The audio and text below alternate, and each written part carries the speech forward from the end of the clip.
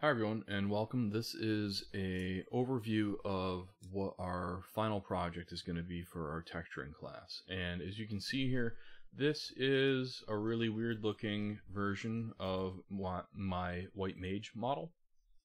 And what we're going to do is actually focus on painting face textures. And this is for super low poly characters. However, this is something that is a technique that can be applied to quite a bit of different aspects of texturing. I just am giving us this version right here because this is, I think, a lot easier to be able to handle with the amount of polygons, and the techniques, again, are they transfer over to other like high poly modeling and texturing and all that stuff. So how are we going to do this? How are we going to actually get this model going? Well, if we analyze what we provided here, we have our mesh. And this mesh is textured already. We have all of the pieces of the model properly laid out in UVs, or at least this is as tight of a unwrap as I can get on this model. You will notice that there is some distortion on it. It's not 100% completely straightened out. This technique wasn't applied, or this wasn't available when this model was created, so you can see that there's a little bit of distortion on here. However, if I were to look at the model, that's what counts, and you shouldn't see really too much distortion going on in the textures. So that's what I ended up doing, and what I want you guys to do is to use this model and the texture I'm providing for you in Photoshop right here to actually texture a face. Now, what we have inside of the Photoshop file, if we look at this, we have our white mage color, and I've deleted out the face of there, and I am providing you with the UVs and the 2 sets of ambient occlusion. Now, why am I doing 2 sets of ambient occlusion here? That is because you'll notice if I toggle some of these on and off, I have this one right here that is with the hood that was on.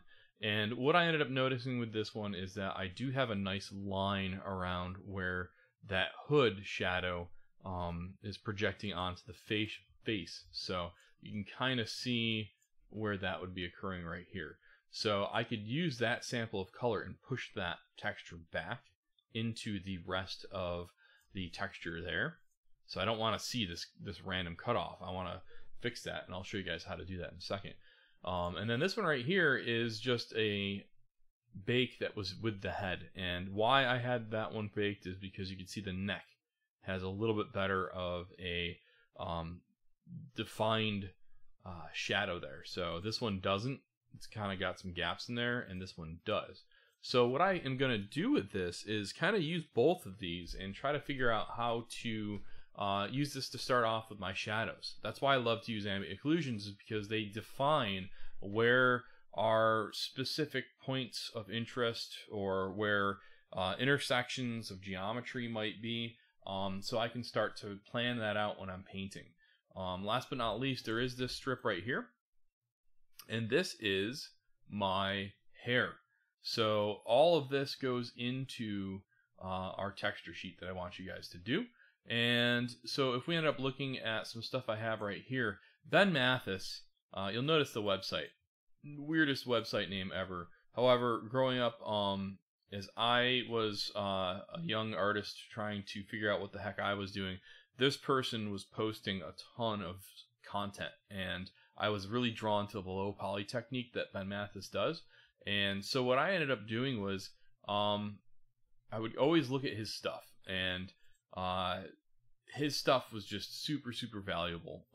So one of these is a time lapse of how he's texturing a face, super helpful.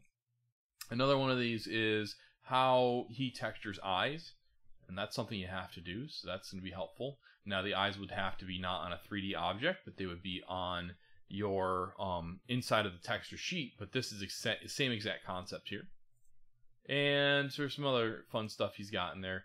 How to texture hair, so strands of hair, you're gonna have to do that. And last but not least, painting ears. So all of these things are great little bits of information, so that way you can get your content as refined as possible. So I really, again, I tell you guys, you can't make art in a vacuum. There's so many great tutorials online of people that are passionate about what they do. They're sharing that with people on YouTube. Check out what people are doing. Yes, you are in a school and you're learning content that your instructor is providing for you, but that's only one person. Why feel like that's the only place that you can get new ideas? The more different areas you go, I always use that term, like you're a piece of gum that has fallen on the ground, and unless if you have fallen on the ground and then started rolling around and sticking to all different kinds of stuff and gathering a bunch of stuff around you, you're just that one piece of gum that gets stuck and then doesn't move, and then kind of doesn't, I guess it gets grosser if you move around, but in this sense, you're stuck and you're not actually developing anything. So you want to be that mobile piece of gum that's rolling around and collecting and gathering and having different thoughts stick to you. So always, always, always be going on YouTube, check out other artists' stuff, because that's how you're going to evolve. So how you're going to create your texture for this is up to you. I don't want it to be, and this, you will fail. Absolutely, you will fail if you just do this. Okay, here's an eye, and there we go. Here's my model. I'm not gonna. You're gonna get a 0. Don't even think about doing that. What you're using is your Wacom tablet, and you're using your references and the tutorials that I'm providing for you guys to be able to make a very nice painted texture on a face. So that is what I'm looking for. And you can use my final model that's on Sketchfab as reference. But don't use a mouse and just paint on there. That's going to be a foul grade. So let's see how we start to fix this texture map, since it's so kind of faceted in our model here. So if I look at this, you can see the very faceted areas of this that I need to clean up before I even start to paint the face. So I'm going to show you that, and that's going to be the end of this video, and then there will be a lot more stuff provided coming up.